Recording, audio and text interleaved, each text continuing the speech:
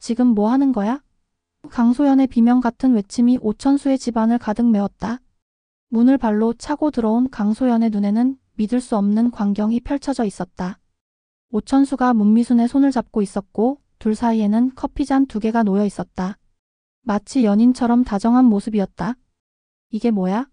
내가 미국에서 죽도록 고생하고 있는 동안 이런 추잡한 짓을 하고 있었던 거야? 강소연의 목소리는 분노로 떨리고 있었다. 그녀의 얼굴은 창백했지만 눈만은 붉게 충혈되어 있었다. 오천수는 놀라서 벌떡 일어났지만 문미순의 손을 놓지는 않았다. 소연아, 진정해. 이건 내가 생각하는 그런 게 아니야. 그런 게 아니라고? 그럼 이게 뭐야? 손 잡고 있는 게 우연의 일치야?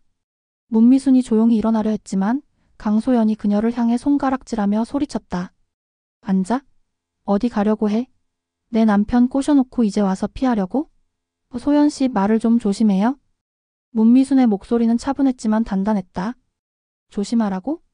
내가 뭘 조심해야 하는데?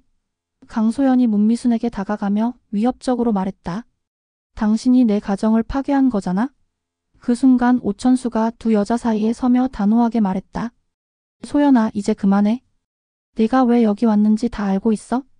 강소연의 얼굴이 순간 굳어졌다. 뭘 안다는 거야? 영주가 어젯밤에 전화했어? 울면서. 오천수의 말에 강소연의 다리가 휘청거렸다. 딸이 아버지에게 모든 것을 털어놓았다는 사실에 충격을 받았다. 영주가? 뭐라고 했는데? 강소연의 목소리가 떨렸다.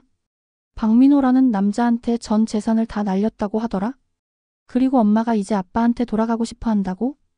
오천수의 차가운 목소리에 강소연은 더 이상 변명할 수 없었다.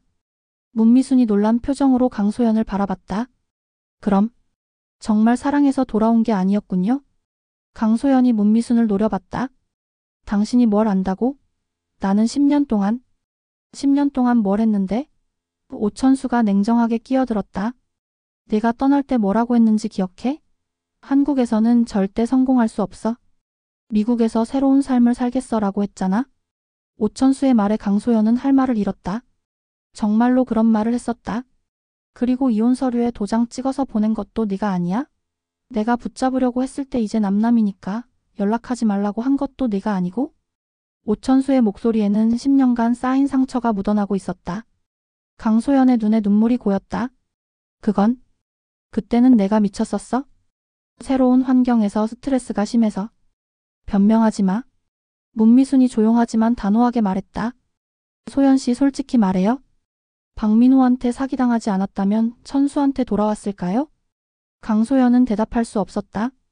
사실 박민호가 성공한 사업가라고 생각했을 때는 오천수 생각이 전혀 나지 않았다.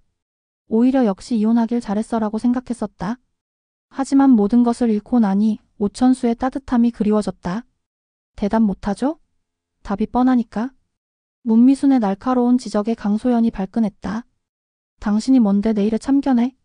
남의 남편 빼앗아 놓고. 남의 남편? 문미순이 비웃었다. 천수는 자유로운 몸이에요? 당신이 버린 거잖아요? 버렸다고? 내가 언제? 강소연이 소리치자 오천수가 주머니에서 낡은 편지를 꺼냈다. 이거 기억해? 그것은 강소연이 보낸 이혼 통보서였다. 여기에 뭐라고 적혀 있는지 읽어볼까? 강소연의 얼굴이 창백해졌다. 오천수가 아직도 그 편지를 가지고 있다는 사실에 충격을 받았다. 오천수가 천천히 읽기 시작했다. 천수야, 우리는 이제 끝이야. 서로 다른 길을 가자. 나는 더 이상 내 아내가 아니야. 편지의 내용이 읽혀질 때마다 강소연의 얼굴은 더욱 일그러졌다. 자신이 얼마나 차갑게 관계를 정리했는지 새삼 깨달았기 때문이었다. 그만해. 그만 읽어. 아직 더 있어? 오천수는 계속했다. 다시는 연락하지 마. 우리 사이에는 이제 아무것도 남지 않았어. 문미순이 안타까운 표정으로 강소연을 바라봤다. 소연 씨, 이해요? 새로운 환경에서 힘들었을 거예요. 하지만 그렇다고 해서 천수를 이렇게 이용하면 안 되죠? 이용이라고? 나는 정말 뭐요? 문미순이 강소연의 말을 끊었다. 정말 사랑해서 돌아온 거라면 왜 박민호한테 속기 전까지는 연락 한 번 안 했어요? 천수가 회사에서 억울하게 잘렸을 때도, 고시원에서 힘들게 살고 있을 때도 왜 몰랐어요? 문미순의 질문에 강소연은 대답할 수 없었다.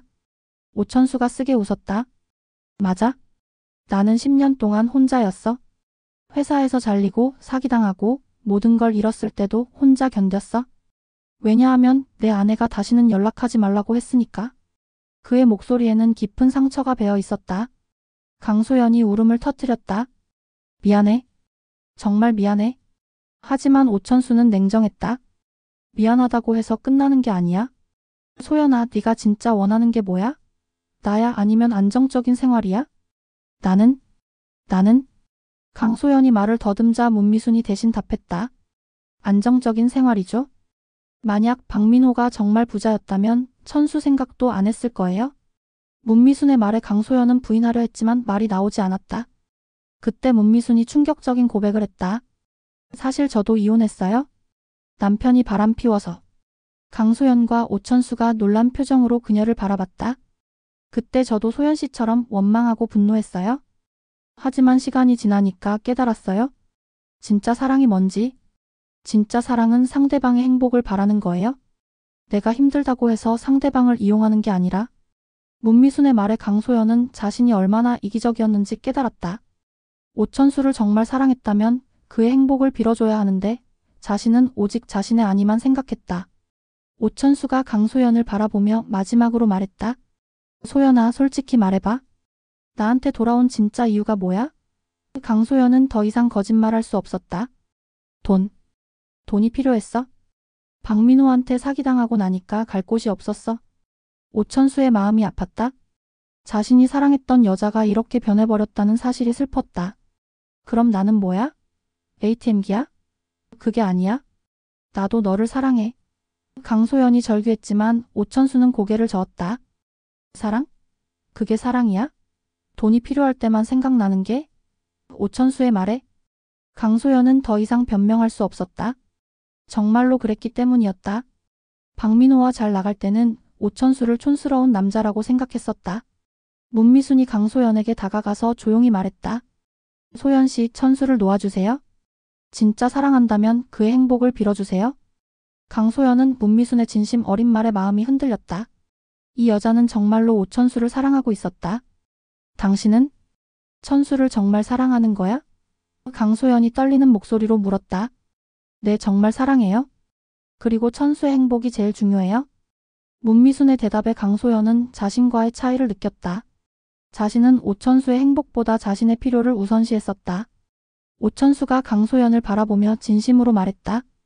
소연아, 우리 정말 끝이야. 하지만 영주만큼은 끝까지 책임질게. 교육비도 계속 보내줄 테니까 걱정하지 마. 강소연의 눈에서 눈물이 흘러내렸다. 오천수의 따뜻함을 이제야 제대로 느꼈다. 천수야. 정말 미안해. 내가 너무 이기적이었어. 강소연이 진심으로 사과했다. 당신도 미안해요, 미순씨. 내가 너무 못됐어요. 문미수는 고개를 끄덕이며 말했다. 괜찮아요? 이해해요? 강소연이 문 쪽으로 향하면서 마지막으로 돌아봤다. 천수야, 행복해. 정말로 행복해야 해. 그리고 더 이상 뒤돌아보지 않고 나갔다. 집 안에는 정적이 흘렀다. 문미순이 오천수의 어깨에 손을 올렸다. 힘들었죠? 응, 하지만 이제 정말 자유로워진 것 같아. 오천수가 문미순을 바라보며 미소를 지었다. 미순아, 고마워. 내가 있어서 용기를 낼 수 있었어? 두 사람이 서로를 바라보며 포옹하려는 순간 갑자기 문이 벌컥 열렸다. 이번에는 마광숙이었다. 천수야. 무슨 일이야? 소연 씨가 울면서. 마광숙은 오천수와 문미순이 가까이 있는 모습을 보고 상황을 파악했다. 어머, 미순 씨. 안녕하세요? 마광숙이 밝게 인사했다. 형수님, 안녕하세요? 죄송해요, 이런 소란을 피워서. 문미순이 미안해하자 마광숙이 손을 흔들었다. 무슨 소리예요? 천수가 좋은 사람 만나서 얼마나 다행인데요? 오천수가 안도의 표정으로 말했다. 형수님, 모든 게 정리됐어요? 이제 정말 새로운 시작을 할 수 있을 것 같아요? 그럼 다행이고. 그런데 천수야, 우리한테 큰 문제가 생겼어? 마광숙의 표정이 갑자기 심각해졌다. 무슨 문제요? 오천수가 걱정스럽게 물었다. 독고탁이 본격적으로 우리를 공격하기 시작했어. 거래처들한테 압력을 넣고 있다고 해. 마광숙의 말에 오천수의 얼굴이 굳어졌다. 그때 마광숙의 휴대폰이 울렸다. 한동석이었다. 광숙 씨 지금 어디세요? 상황이 심각해졌어요? 한동석의 다급한 목소리에 마광숙의 가슴이 철렁 내려앉았다. 무슨 일이에요? 독고타기 은행에까지 압력을 넣었어요? 술도가 대출이 전부 회수될 위기예요? 마광숙의 얼굴이 창백해졌다. 대출이 회수되면 술도가는 즉시 문을 닫아야 했다. 어떻게 그런 일이? 지금 당장 만나서 이야기해야겠어요? 시간이 별로 없어요? 오천수가 상황의 심각성을 깨달았다. 형수님, 제가 함께 갈게요. 나도 갈게요. 문미순이 말하자 오천수가 놀랐다. 미순아, 위험할 수도 있어? 이제 우리 가족이잖아요? 함께 해결해야죠.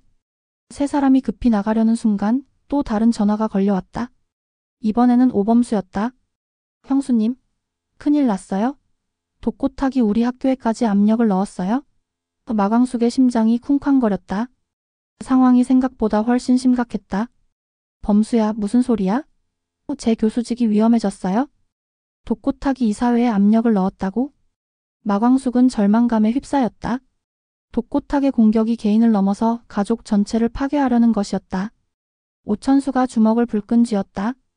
이런 식으로 할 거면 우리도 가만히 있을 수 없어? 하지만 마광숙은 냉정했다. 천수야, 섣불리 움직이면 안 돼. 독고탁은 우리보다 훨씬 강한 상대야. 문미순이 마광숙의 손을 잡았다. 형수님, 제가 도울 수 있는 일이 있으면 말씀해 주세요. 마광숙은 문미순의 따뜻함에 감동했다. 이런 어려운 상황에서도 가족을 위해 나서려는 그녀의 마음이 고마웠다. 일단 동석 씨부터 만나보자. 그분이 뭔가 방법을 알고 있을지도 몰라. 마광숙이 말하자 오천수가 걱정스럽게 물었다. 형수님, 한 회장님이 정말 우리를 도와주실까요? 모르겠어. 하지만 지금은 그분 말고는 의지할 곳이 없어. 세 사람이 집을 나서는 순간 멀리서 누군가 이들을 지켜보고 있었다. 바로 독고탁이 보낸 감식군이었다. 독고탁은 이미 독수리술도가의 모든 움직임을 파악하고 있었던 것이다. 과연 마광숙과 오천수는 이 위기를 극복할 수 있을까? 그리고 문미수는 이 혼란 속에서도 오천수와의 사랑을 지켜낼 수 있을까? 독고탁의 음모는 과연 어디까지 뻗어나갈 것인가? 혹시 다음 장면을 예측하셨다면 여러분만의 스토리를 댓글로 풀어봐주세요. 구독과 좋아요는 제가 이 이야기를 계속 들려드릴 수 있는 원동력이 됩니다. 오늘도 함께 해주셔서 진심으로 고맙습니다.